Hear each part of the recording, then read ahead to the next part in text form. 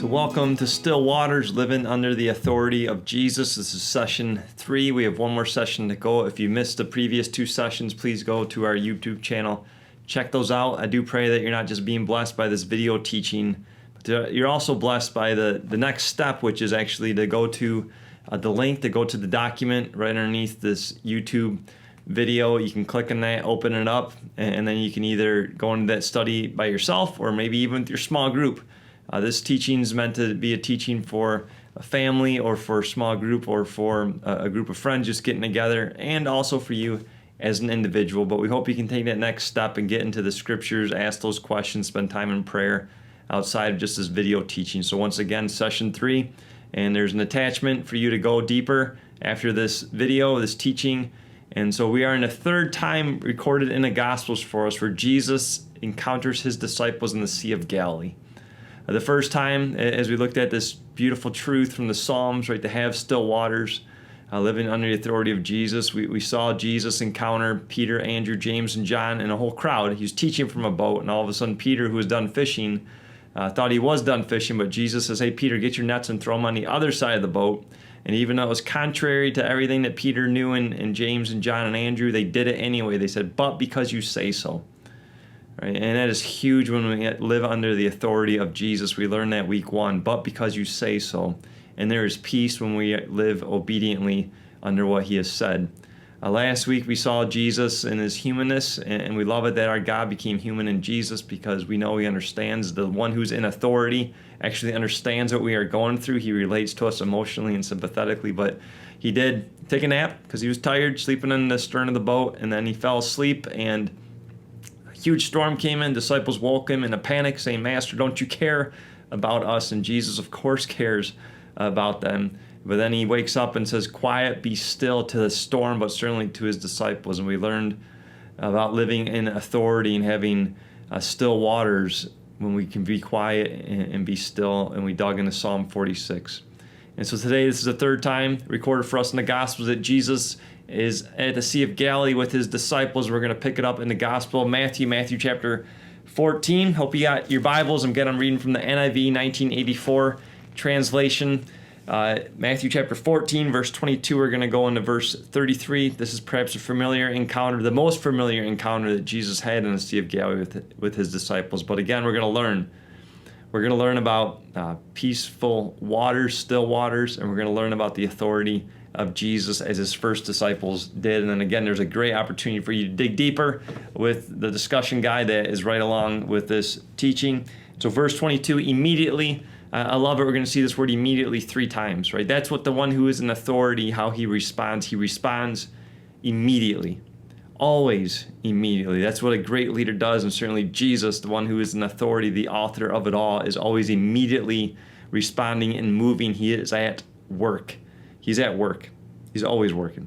So immediately Jesus made the disciples get into the boat and go on ahead of him to the other side while he dismissed the crowd. So Jesus just feeds the 5,000.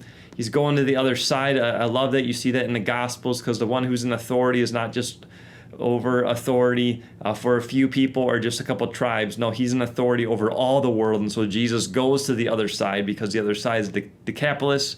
Right? We have Jews and Gentiles. We have the whole world that Jesus is in authority over. So he's going to the other side. It says, after he dismissed them, verse 23, he went up on a mountainside by himself to pray. So certainly any authority figure, right, is as good as they are as dependent on God. And Jesus, God himself, Son of Man, Son of God, right, spend time in prayer because they need to be restored. And good authority is always restored in the presence of God. And Jesus sets the example, and certainly he does it. He prays. It says, when evening came, he was there all alone, but the boat that the disciples were in was already a considerable distance from land because it was buffeted by the waves, because the wind was against it.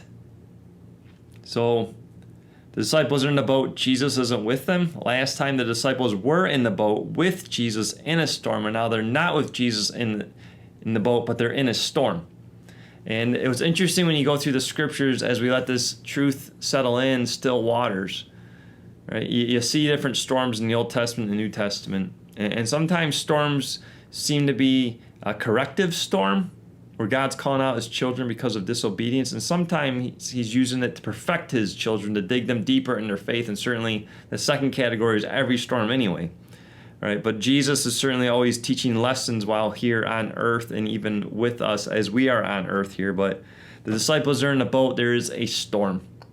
And again, the big truth here is still waters are not contingent on whether or not there's an actual storm or not. They're not contingent on the circumstances around us. Still waters come from having our focus in on Jesus and walking by faith, because we know he is the author, and the author alone has authority. And so the disciples are in the boat, and it says during the fourth watch of the night, middle of the night, perhaps 3 o'clock, 4 o'clock, 5 a.m., sun's not up, it's dark. Jesus went out to them. He went out to them.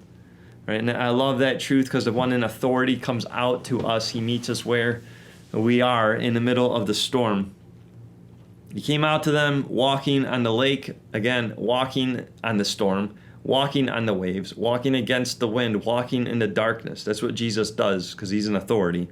When the disciples saw him walking on the lake, they were terrified. It's a ghost, they said, and cried out in fear. And how often the disciples, and you see this in the Gospels, and how often for us in the middle of the storm, God is with us, but we don't recognize him. Right? Our eyes aren't looking for him. Our eyes aren't on him. They're on the storm, and all of a sudden we get a glimpse of him, and we don't recognize him. The disciples, they cry out in fear, but verse 27, Jesus immediately said to them, "Take courage, it is I, do not be afraid." Right, that's the word for us today, and we're going to dig deeper into that in our discussion time afterwards, in our journaling time and small group time. But take courage, it is I, don't be afraid. The one in authority says, hey, take courage. Don't be afraid. Don't get stuck in perpetual fear, right? Courage is not the absence of fear. It is the reality of fear, but moving through it. So take courage, right? Go into the courage zone. Get out of the fear zone. And I don't know if you know this or not, but the scriptures right around 365 times say, do not be afraid. God speaks, do not be afraid. Do not be afraid. Do not be afraid. Right? But that's what Jesus says in the middle of this storm. In verse 28, Peter replied, Lord, if it's you, tell me to come to you on the water. Bid me to come to you. And the original Greek language is fascinating, especially as we talk about authority, because that is Peter saying, you are the commander. He actually uses language that would come across as, command me, king. Command me, king. If it's you, tell me to come. I will listen to you. I will respond to you because it's you, as we heard in the first week. Because it's you, I will come. And so what does Jesus say? Come. He doesn't say, let's stop the wind and the waves. Let's bring the sun up. Let's go to shore, and then we'll have a little lesson. Nope. Come on, Peter. Let's walk on this storm together. Let's walk in the darkness together. So it says, then Peter got down out of the boat, walked on the water, and came toward Jesus. That is amazing, right? When our eyes are on the one who is in authority, and we hear him call us out in obedience to respond, to live in the courage zone, the faith zone, right? Miraculous things happen. The immeasurably more happens. That which is outside of us, right? It's not about what we can do. It's about what he can do. And all things are possible for him who believes in Jesus, because nothing is impossible for Jesus. What does Peter do? He walks on water. And notice again, that water is not still. That water is rough. The waves are still going. It says verse 30, but when he saw the wind.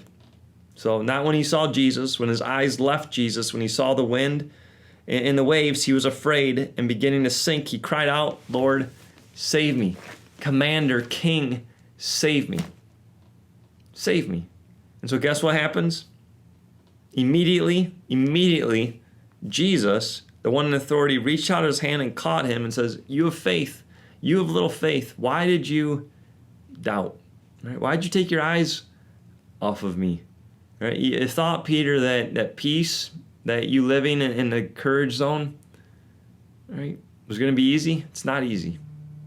But you got to keep your eyes on me, buddy. You got to keep your eyes on me. You take your eyes off of me, there's no more peace. You can walk on the storm. You can walk into the darkness, through the darkness. If your eyes are on me, there will be still waters, even though the water is not still. And so Jesus reached out his hand, caught him.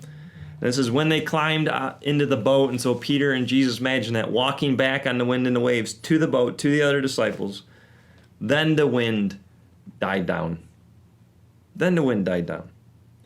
Verse 33, then those who were in the boat worshipped him, saying, truly you are the Son of God. Truly you are the King of kings, and you are the one who is in authority. So I don't know what's going on in your world today, right? But when we live under the authority of Jesus, there's a peace that surpasses all human understanding. And I do believe the word for us today is take courage. Take courage. The one who is in authority, right, displayed courage himself. And we're not alone. He's with us. He's saying, take courage. Right? There's going to be waves. There's going to be winds. There's going to be darkness. But take courage. Don't let your peace, don't let the still waters be contingent on the circumstances. Let them be contingent on your eyes being on me, the one who is in control. And so if you're able to take the next step and go through these questions that we have for you, you're going to learn a lot more about courage and be able to reflect on your own life and how you're doing living under the authority of Jesus, how you're doing with fear, and what the results can be, right, if we walk with courage, or what perhaps they will be if we're not walking with courage. But courage comes because we hear the one who is in authority command us, hey, have courage, right? Let's do this. I am in this with you. Let's walk on water together. Not still water, but let's walk on the rough water. And because you're walking on it with me, your eyes are on me, guess what? That water is quiet. That water is still. And so may God bless your time as you take the next step here. And thanks for tuning in. Again, this is session 3, Still Waters, Living Under the Authority of Jesus. Thank you for joining us, and may God bless you as you go throughout this day and as you take the next step getting into the Word a bit more.